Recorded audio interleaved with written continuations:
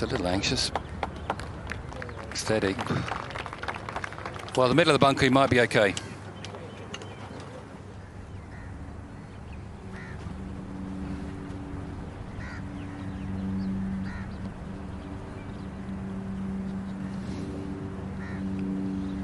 Yeah, must get ball first here. Skin it. Yeah, I think he likes it. Yeah, that's a good shot from that lie. Very difficult to get the control. You've got to take the ball back in your stance a bit. You're squeezing it a bit. Okay, this for birdie. Good update from NC. Tracking. Lucky lad. A few blades of grass away.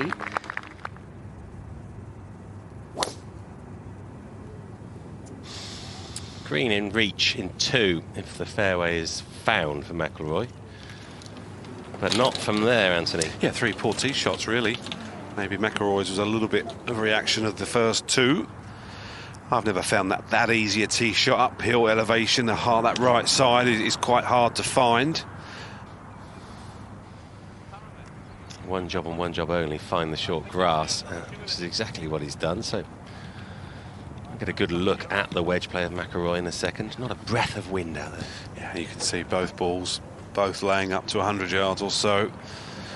Not being suckered into getting it within 50 or 60. It's just not the shot, because you can't see that on the TV screen, but it's a good 5-6 yards uphill from there.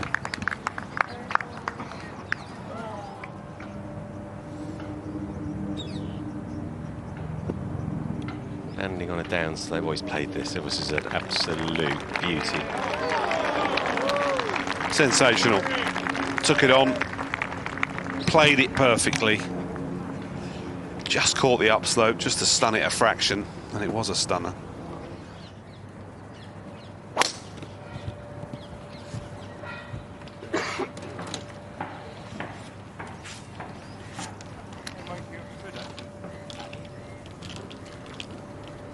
Perfect. Absolutely perfect for McIlroy. Just crept out of the rough. He won't have much from there.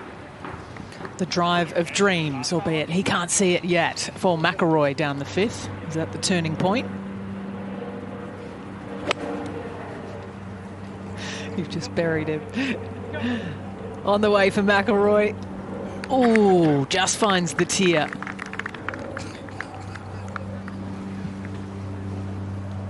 Another opportunity to attack, forfeited.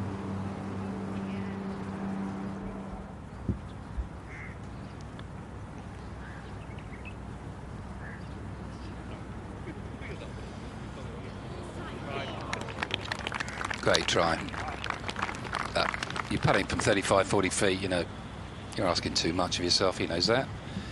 Just a smooth wedge to that hole, and yeah, disappointing par, really. He's leaving himself a little to do tomorrow. He is.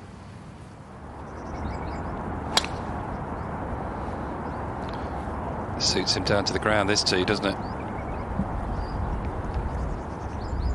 It's way up there.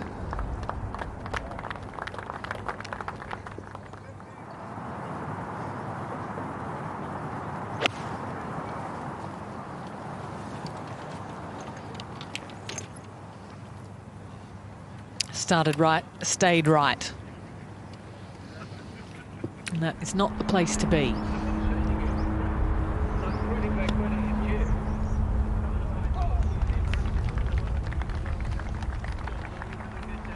Shouldn't be in there, simple as that. He knows it. Just not quite on it.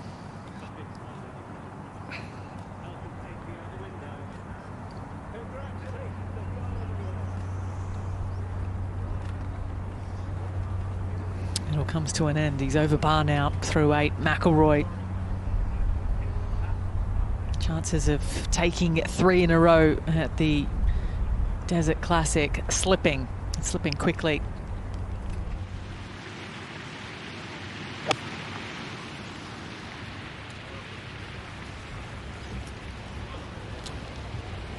He's not dialed today. Well, 2 great drives on 8 and 9. Short irons in. He had a wedge and a little 8 iron then. He's missed both greens comfortably. So, an outside scoring range on 5 and 6 as well, with just wedges.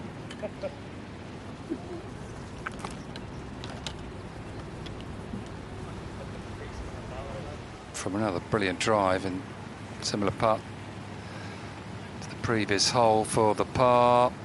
Makes this one. Well done, Rory.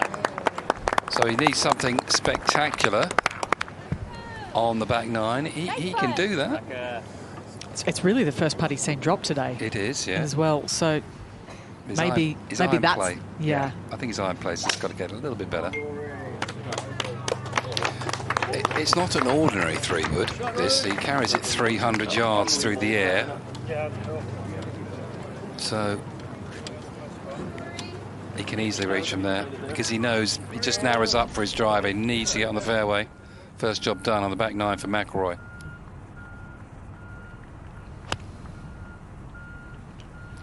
That looks better. The TrackMan tracing that one all the way in.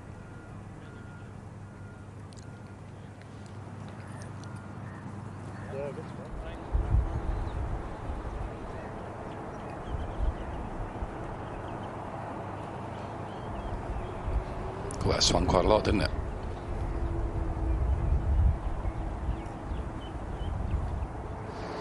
McIlroy for the first birdie of the day, and I'm sure that's a bit of a relief. I wouldn't put it past him to make a myriad from 11 onwards as well.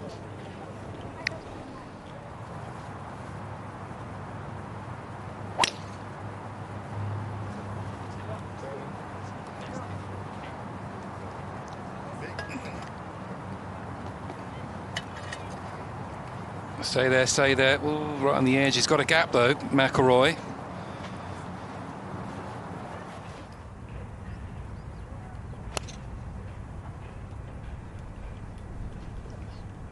TrackMan telling us it might just do it. And it does. He's threaded the needle. Rory McIlroy and finds the green in 2 at the par 5. Some shot that out of the rough to stop it there on that bottom level. Going for your glass half full approach, Jamie. Down the hill. I told you it wouldn't be short.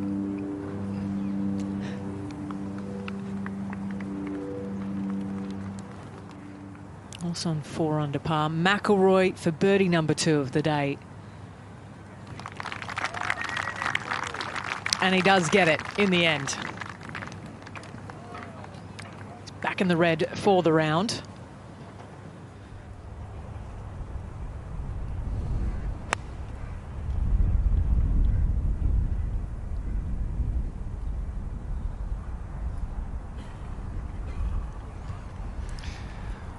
Yeah, club shy for Rory. Just a misjudgment with the breeze, maybe the strike.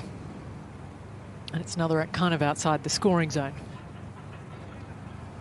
Well, he needs something to happen for him, Rory. That's tracking. That's got a chance. Saw Adam Scott's ball move viciously to the right at the end of its journey, but not to be for Rory. Good try.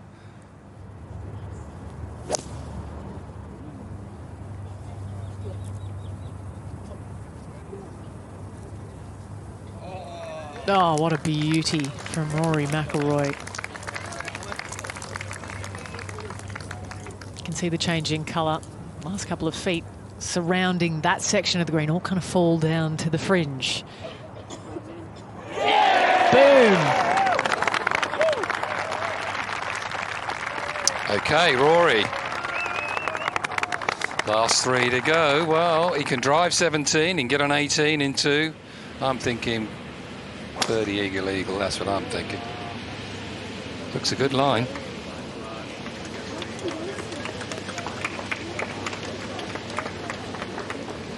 I think it's further than that. Yeah, please.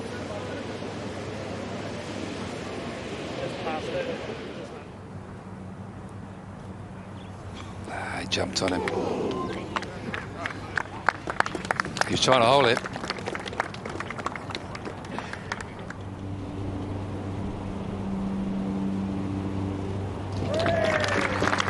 And it's birdie number 10 of this short par 4 today. And he's just outside the top 10, tied 11th.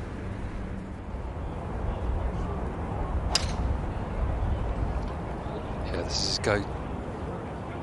Yeah, he's trying to turn it off that Incy. On way back, but I think he'll have a crack from there, even if it's a 3-wood again.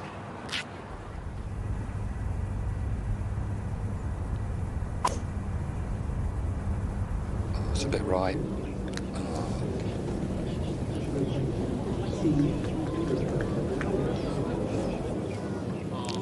Covered, but my goodness, as we pan out, the next to come maybe has a little fringe to use.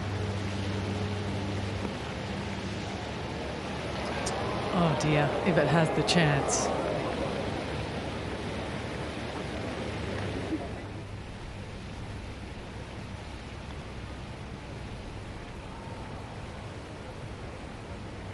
Yeah, it's a good touch, because you're always wondering how much sand is under the ball in shots like that.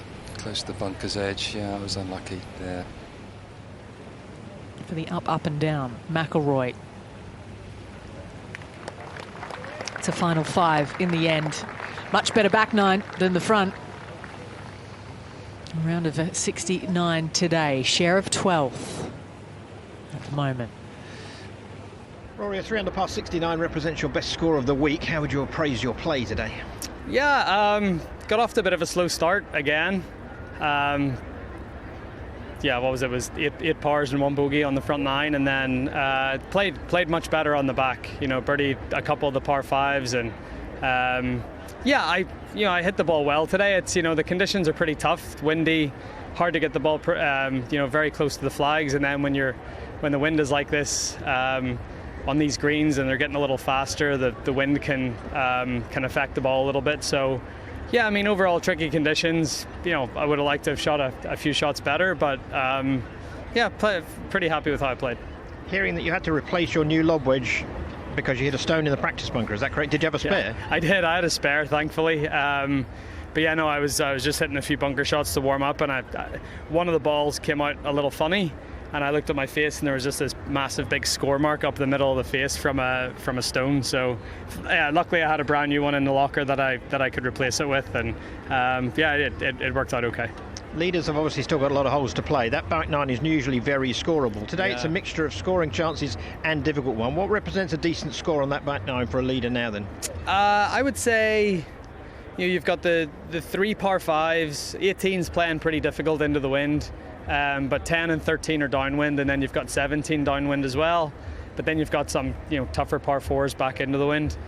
I would say a couple under. You know, if the guys could, you know, yeah, a couple under on the back 9, especially if you're up around the lead. You're certainly not going to lose any ground if you shoot that. We know that you're capable of going low here, even if the conditions are difficult. How many shots behind do you think you can be and still have a chance? Really depends what the conditions are like tomorrow. But you know, Daniel's on 13 right now. I'd say it won't go much. I don't think the winning score will go much past that, depending on obviously the conditions. But I mean, 15, so I'd need to go out and shoot 63 tomorrow. But you know, if the conditions are right, I've been able to do that before. Especially if you can make a score on the front 9 before, as you say, that scoreable back 9. You know, that's. You know, my key tomorrow is if I can get off to a faster start and shoot 3 or 4 on the front, then I've got a chance. We wish you luck with that. To watch another DP World Tour video, click here, and to subscribe, click here.